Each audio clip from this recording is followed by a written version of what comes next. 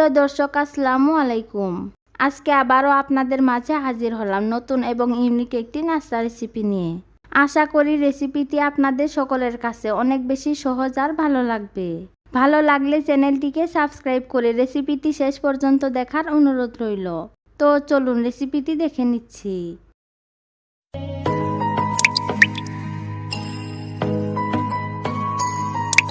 এদিকে আমি মিডিয়াম সাইজের দুটি বয়েল করা আলু নিয়েছি। এখন একটি গ্রেটারের সাহায্যে আলুগুলোকে ভালোভাবে গ্রেট করে নিতে হবে। আপনারা চাইলে মেশার অথবা হাত দিয়েও আলুগুলোকে ভালোভাবে মেশ করে নিতে পারেন। আলুগুলোকে এমনভাবে মেশ বা গ্রেট করে নিতে হবে যাতে এর মধ্যে কোনো প্রকার লাম্পস না থাকে। আমি আলুগুলোকে ভালোভাবে গ্রেট করে নিয়েছি। এবার অন্য একটি বাটিতে আমি একটি ডিম ভেঙে নিচ্ছি। এখন ডিমটিকে গ্রেট করা আলুতে দিয়ে দিচ্ছি। এবার ডিম ও আলুগুলোকে ভালোভাবে মিশিয়ে নিতে হবে।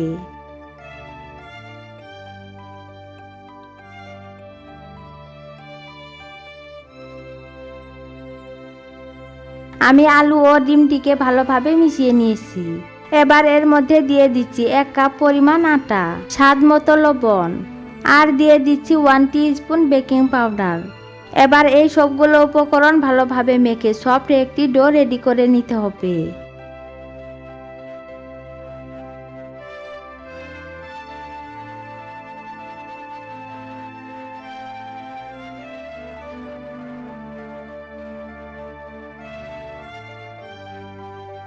দেখুন আমি ডোটাকে মেখে নিয়েছি। এবার এটিকে হাত দিয়ে এভাবে গোল বলের মতো করে নিতে হবে। এবার এর ওপরে সামান্য পরিমাণ তেল মেখে নিচ্ছি। এতে ডোটা ড্রাই হবে না, সফট থাকবে। এখন একটি ঢাকনা দিয়ে ঢেকে 15 মিনিটের জন্য রেস্টে রেখে দেব। আমি এখানে মুরগির 2 পিস হাড় ছাড়া বুকের মাংস নিয়েছি আর এগুলোকে আমি পরিষ্কার পানিতে ভালোভাবে ধুয়ে নিয়েছি। এখন একটি নাইফের সাহায্যে এভাবে ছোট ছোট পিস করে কেটে নিচ্ছি।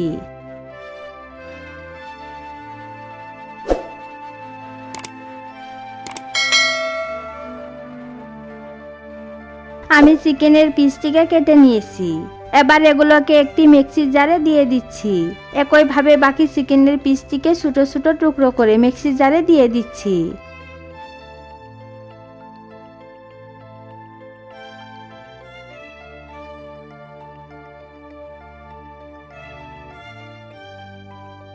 এখন এগুলোকে মিক্সিতে পেস্ট করে নিতে হবে। দেখুন আমি চিকেনগুলোকে পেস্ট করে নিয়েছি আর এরকম মিহি করে পানি ছাড়াই চিকেনগুলোকে পেস্ট করে নিতে হবে। এখন এই চিকেন কিমাগুলোকে মিক্সি জার থেকে একটি বাটিতে নামিয়ে নিচ্ছি। আর এদিকে চুলায় একটি প্যান বসিয়ে দিয়ে দিচ্ছি 2 টেবিল চামচ রান্নার রেগুলার তেল। তেলগুলো হালকা গরম হলে আমি এর মধ্যে চিকেন কিমাগুলো দিয়ে দিচ্ছি। চুলার আঁচ মিডিয়ামে রেখে চিকেন কিমাগুলোকে কিছুক্ষণ রান্না করে নিতে হবে। এ পর্যায়ে চিকেন কিমাগুলোকে নাড়ানো একদম বন্ধ করা যাবে না, তা না হলে এগুলো জমাট বেঁধে যাবে। কিছুক্ষণ রান্না করার পর চিকেন কিমাগুলো এরকম হবে। এ পর্যায়ে দিয়ে দিচ্ছি 1/2 টিস্পুন রসুন বাটা, 1/4 টিস্পুন আদা বাটা। এখন আদা ও রসুন বাটাকে চিকেনের সাথে কিছুক্ষণ রান্না করে নিতে হবে। এতে আদা ও রসুনের কাঁচা গন্ধ চলে যাবে। এ পর্যায়ে দিয়ে দিচ্ছি বড় সাইজের 2টি পেঁয়াজ কুচি, দিয়ে দিচ্ছি 2টি পাকা মরিচ কুচি আর দিয়ে দিচ্ছি কিউব করে কেটে রাখা ছোট সাইজের একটি গাজর। এখন সব কিছুকে ভালোভাবে মিশিয়ে নিতে হবে। এ পর্যায়ে আমি কিছু গুঁড়া মশলা অ্যাড করব। দিয়ে দিচ্ছি 1/4 টিস্পুন হলুদ গুঁড়া, 1/2 টিস্পুন লাল মরিচের গুঁড়া, 1/2 টিস্পুন ভাজা জিরার গুঁড়া, দিয়ে দিচ্ছি 3 টেবিল চামচ টমেটো পেস্ট, 2 টেবিল চামচ সয়া সস। সব শেষে দিয়ে দিচ্ছি স্বাদ মতো লবণ। সয়া সসে যেহেতু লবণ থাকে তাই লবণের পরিমাণটা আপনারা একটু বুঝে দেবেন। এখন এই সব কিছুকে ভালোভাবে মিশিয়ে নিতে হবে। আমি সব কিছুকে ভালোভাবে মিশিয়ে নিয়েছি। এখন একটি ঢাকনা দিয়ে ঢেকে 3 থেকে 4 মিনিটের মতো চিকেনের এই পুরগুলোকে রান্না করে নিতে হবে। ফিরে আসলাম 3 মিনিট পর।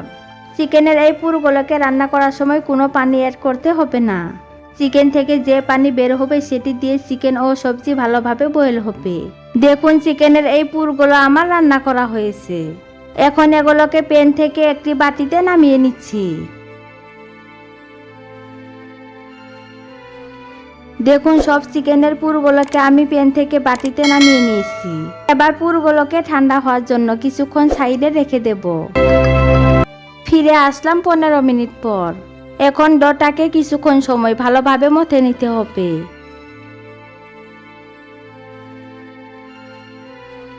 আমি ডোটাকে ভালোভাবে মথে নিয়েছি। এবার এটিকে একটি বোর্ডের ওপর নিয়ে এভাবে হাত দিয়ে ঘুরিয়ে ঘুরিয়ে লম্বা রুলের মতো করে নিতে হবে। এবার একটি নাইটের সাহায্যে সমানভাবে লেচিগুলো কেটে নিতে হবে। এবার এখান থেকে একটি লেচি হাতে নিয়ে আমি এভাবে গোল বলের মতো করে নিচ্ছি। দেখুন লেচিটাকে আমি গোল বলের মতো করে নিয়েছি। এবার এটিকে একটি মিক্সিং বলে রেখে দিচ্ছি। আর একইভাবে আমি সব লেচিগুলোকে গোল বলের মতো করে মিক্সিং বলে রেখে দেব। দেখতেই পাচ্ছেন আমি সব লেচিগুলোকে গোল বলের মতো করে নিয়েছি। এবার এখান থেকে একটি লেচি বোর্ডের ওপর রেখে বাকি লেচিগুলোকে ঢাকনা দিয়ে ঢেকে সাইডে রেখে দিচ্ছি। এখন লেচির ওপরে সামান্য পরিমাণ আটা ছিটিয়ে ছোট সাইজের একটি রুটি বেলে নিতে হবে।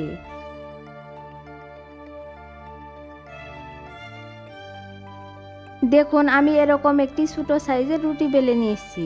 এখন আগে থেকে রেডি করা চিকেনের পুর পরিমাণ মতো নিয়ে রুটির মাঝ বরাবর দিয়ে দিচ্ছি।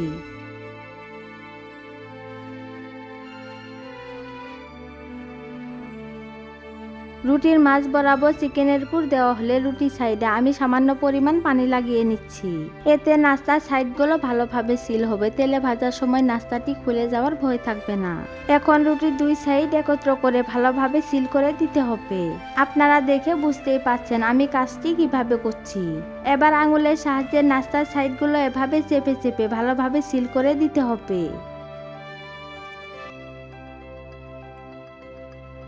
এই তো অনেক সহজেই আমি একটি নাস্তার শেপ রেডি করে নিলাম। এবার নাস্তাটিকে একটি প্লেটে রেখে দিচ্ছি। আর একইভাবে আমি বাকি নাস্তাগুলোকেও রেডি করে নিয়েছি। এবার নাস্তাগুলোকে আমি ভেজে নেব। তার জন্য চুলায় একটি প্যান বসিয়ে পর্যাপ্ত পরিমাণে সয়াবিন তেল ঢেলে দিচ্ছি। চুলার আঁচ মিডিয়ামে রেখে তেলগুলোকে গরম করে নিতে হবে। এবার এখান থেকে একে একে নাস্তাগুলোকে গরম তেলে দিয়ে দিচ্ছি। নাস্তাগুলো ভাজার সময় চুলার আঁচ মিডিয়ামে রেখে নাস্তাগুলোকে ভেজে নিতে হবে। এখন নাস্তাগুলোকে আমি উল্টে দিচ্ছি। এভাবে উল্টে পাল্টে নাস্তাগুলোতে গোল্ডেন কালার না আসা পর্যন্ত নাস্তাগুলোকে ভেজে নিতে হবে। নাস্তাগুলো ভাজা হতে থাক আর ততক্ষণে যারা আমার চ্যানেলটিকে এখনো সাবস্ক্রাইব করেন নাই তারা প্লিজ চ্যানেলটিকে সাবস্ক্রাইব করে পাশে থাকা বেল আইকনটি অন করে রাখুন, যাতে আমার পরবর্তী ভিডিও নোটিফিকেশন সবার আগে পেয়ে যান। আর অলরেডি যারা আমার চ্যানেলটিকে সাবস্ক্রাইব করেছেন তাদেরকে অসংখ্য ধন্যবাদ। দেখতেই পাচ্ছেন নাস্তাগুলোতে গোল্ডেন কালার এসেছে। এখন নাস্তাগুলোকে ভালোভাবে তেল ঝরিয়ে সার্ভিং ডিশে তুলে নিচ্ছি এবং আপনাদের গরম গরম সার্ভ করে দেখাচ্ছি। দেখতেই পাচ্ছেন নাস্তাগুলো দেখতে মাশাআল্লাহ কতটা লোভনীয় হয়েছে। এই নাস্তাটি বানিয়ে আপনারা সকাল এবং বিকালে চায়ের সাথে পরিবেশন করতে পারেন। আবার বাচ্চাদের টিফিনেও এই নাস্তাটি তৈরি করে দিতে পারেন। একটি নাস্তা আমি আপনাদের ভেঙে দেখাচ্ছি। দেখতেই পাচ্ছেন নাস্তাটি কতটা পারফেক্ট হয়েছে। এরকম সহজ নতুন আর মজার মজার ভিডিওর আপডেট পেতে এখনই চ্যানেলটিকে সাবস্ক্রাইব করে পাশে থাকা বেল আইকনটি অন করে রাখুন। পরবর্তী ভিডিও দেখার আমন্ত্রণ জানিয়ে আজকের মতো বিদায় নিচ্ছি। সবাই অনেক বেশি ভালো ও সুস্থ থাকবেন। আল্লাহ হাফেজ।